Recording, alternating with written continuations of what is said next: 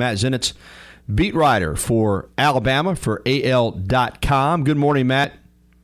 Morning, sir. That was Gary Harris singing just now? That was me, man. You know I can break it down. You have to come over to catch it. To me, it's kind of like a combination of Gary Harris and Rodney York. It might just be me. You've heard us singing at the Y. You'll have to come over sometime and hear me perform one night when I'm out jamming with a local band. I'm serious, man. Gotcha. I'll get up and break it down. Hey, I want to get into some stories because obviously as a beat writer, man, you've got your nose to the grindstone. You're always on top of things, and you were the first to report following the Bo Davis resignation that Karl Dunbar, former NFL defensive line coach, former LSU defensive lineman, and LSU assistant coach, was going to be named the new defensive line coach at the University of Alabama. Now, as we sit here this morning, still nothing official from UA, but yet Karl Dunbar, on a Twitter account that has been verified as legitimate, tweeted out on Monday night, or someone tweeted out on that account, that Karl Dunbar is at the University of Alabama, proud to be part of the process, working already, and yet no official announcement from the University of Alabama. And we know Nick Saban likes to do things in his own time, Matt, but what do you make of this? When do you think an official announcement is coming? That's a good question, and I was surprised to see the tweets in that account the other night, because my understanding at that point is that things still weren't finalized yet. Continued to hear during the course of the process that it's going to get done at some point.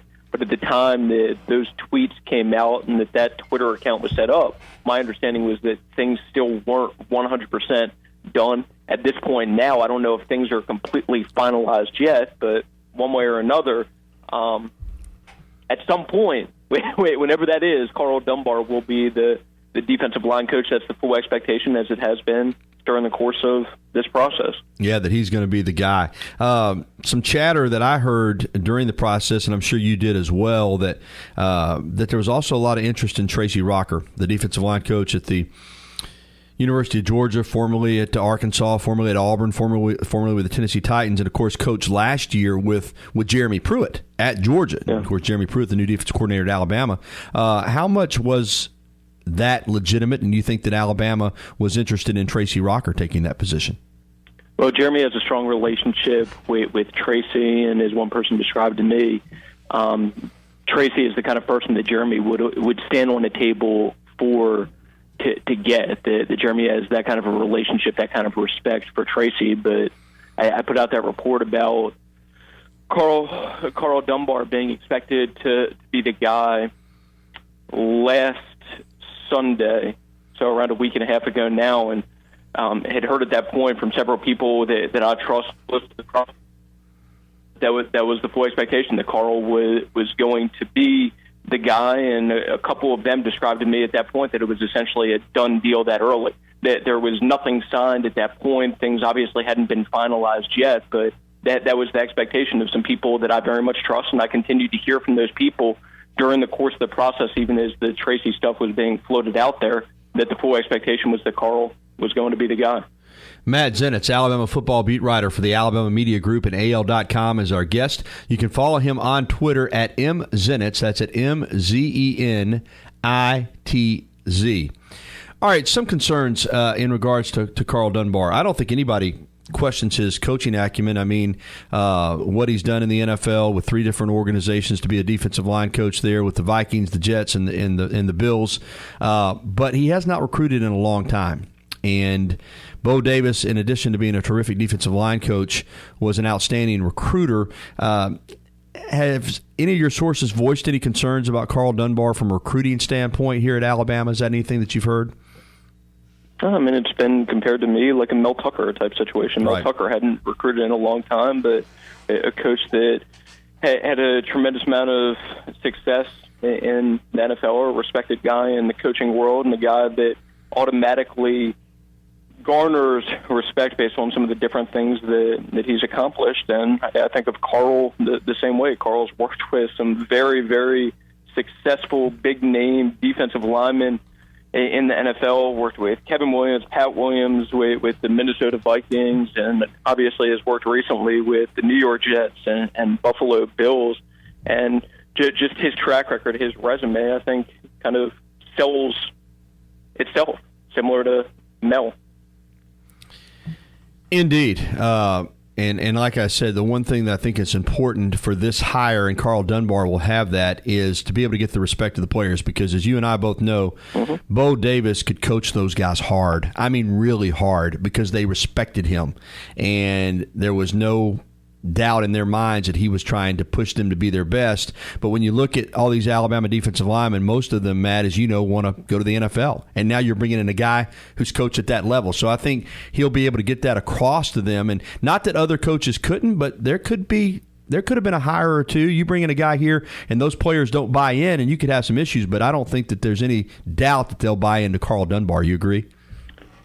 I do agree with you. The difficult part about this is, obviously, Alabama is through spring practice now, and the players coming back, the players that are part of this defensive line, have learned under Bo. They're comfortable with Bo and the techniques that he teaches, and now you're going to bring in Karl, and I'm not sure how the techniques that Karl teaches compare to what Bo teaches. So you have a new coach coming in, that potentially teaching new techniques a month before the season starts. So there's a comfort level that's been built up progressively during the course of the past couple of years for players learning under Bo Davis during the course of the spring. And this isn't exactly a time that is normal to be bringing in a new coach and to be teaching new techniques.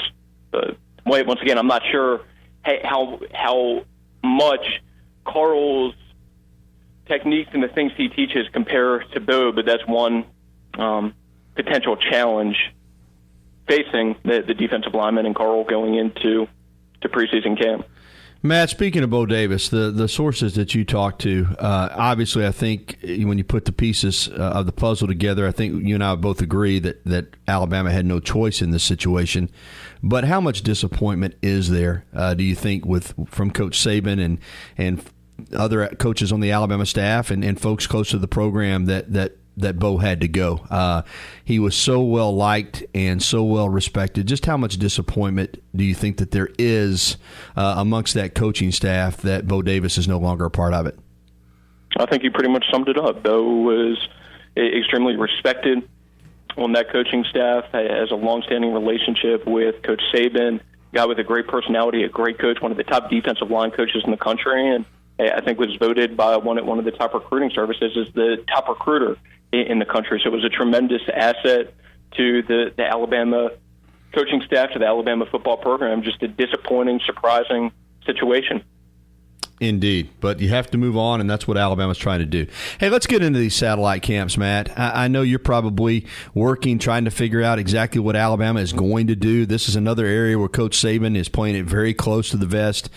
He won't confirm anything. He said Alabama is going to participate in a limited fashion, whatever that is. Reports that they're going to do the camp at Samford. I've seen that they might do something out at TCU. Then yesterday I saw something that they might go, Alabama coaches might go do a camp in Michigan. What have you been able to put together? How many of these camps do you think Alabama will participate in this summer?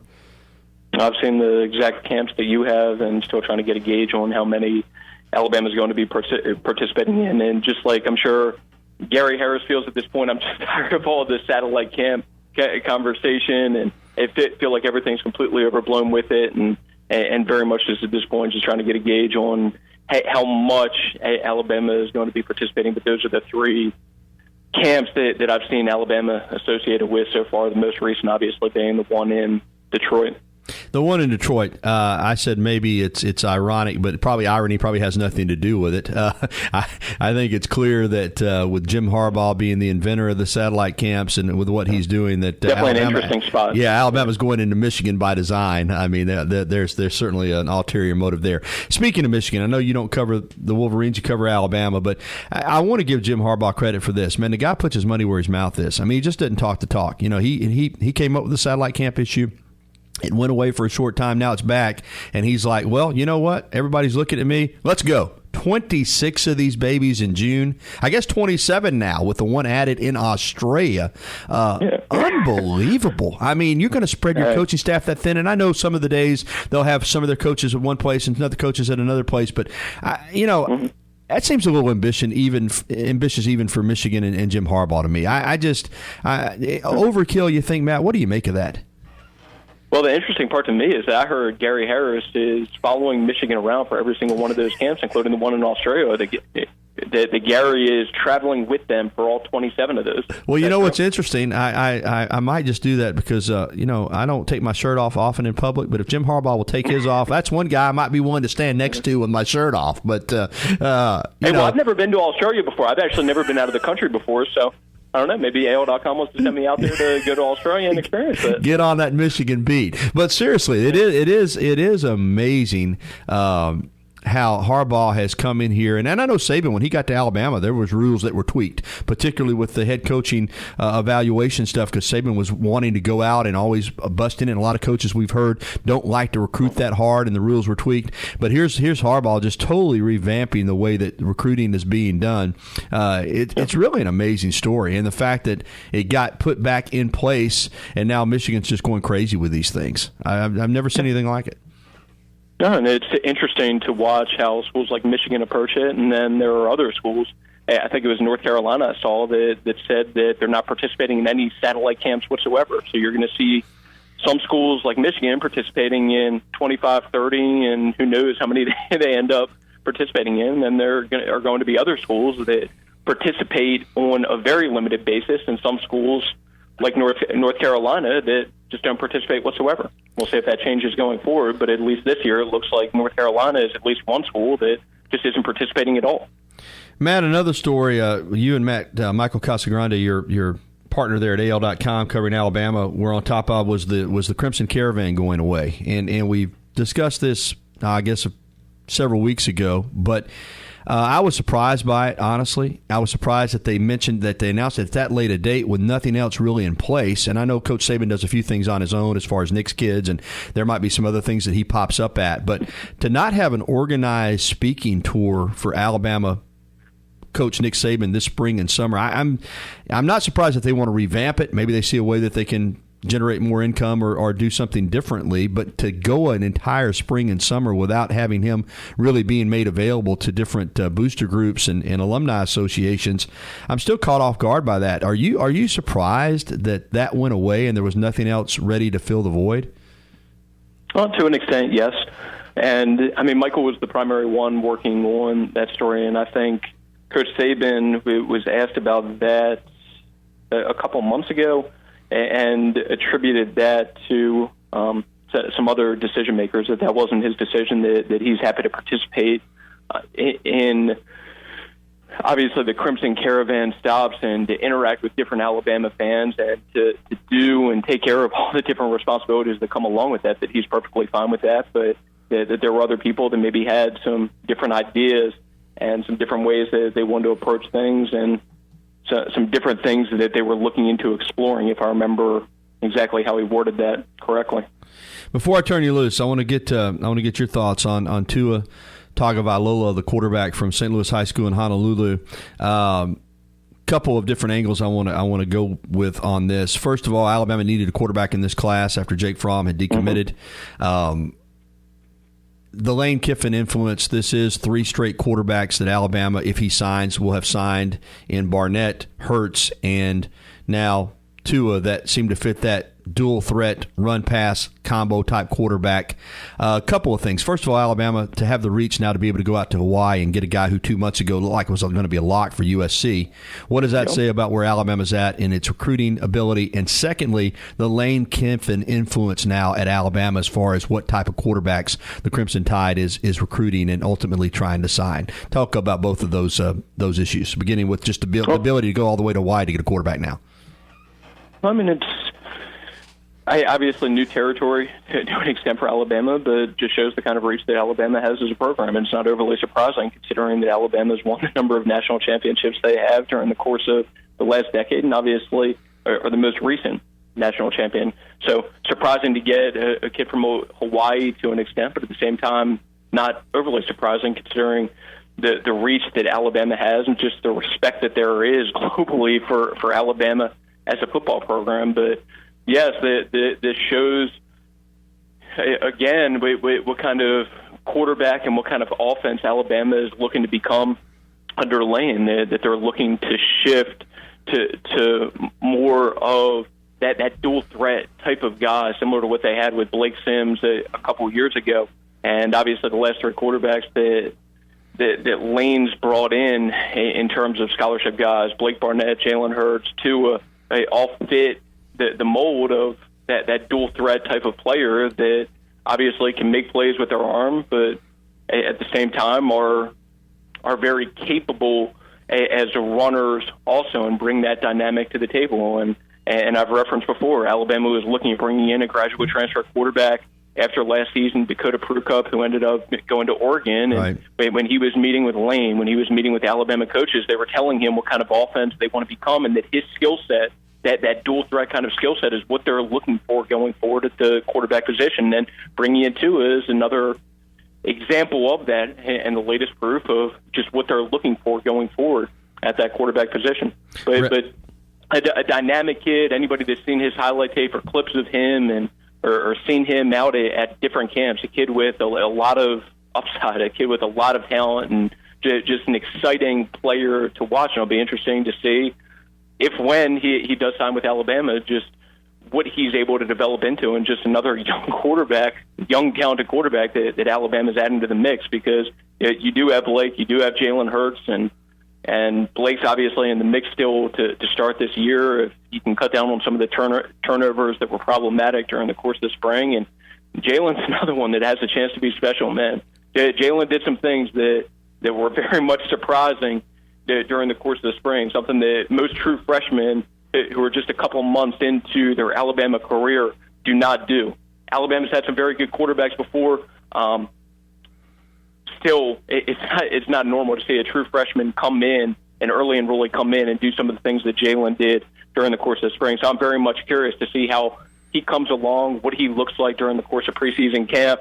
I don't think he ends up starting. I think it's probably unrealistic to expect a true freshman to come in and start for Alabama, and there are still different improvements that he needs to make. But just based on what he did during the spring, that kid has a bright future. Well, clearly you're high on him, and I've heard other people are too. Oh, big time. Wrapping it up with Matt Zenitz. Speaking of that, since you brought it up, since spring practice has ended, and we've had a few weeks as we get into the summer lull, have you heard anything from the sources that you talked to in regards to the four quarterbacks, Bateman, Cornwell, Barnett, and Hurts, that gives you any kind of feel for who might be the leader in the clubhouse, so to speak, as they get ready for fall camp in August?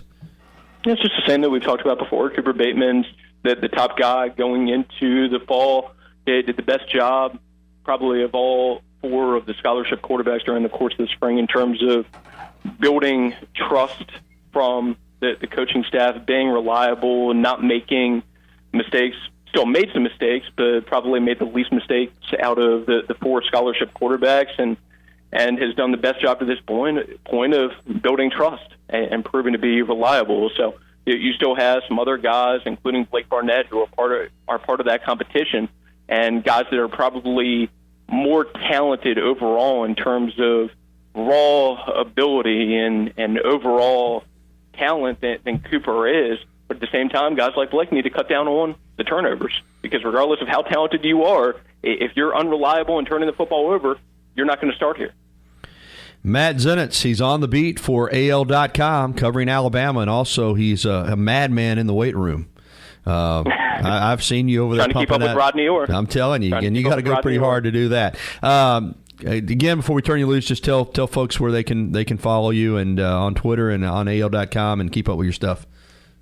Obviously on AL.com and on Twitter at MZenitz, MZENITZ. Thank you, Matt. No problem at all, Gary.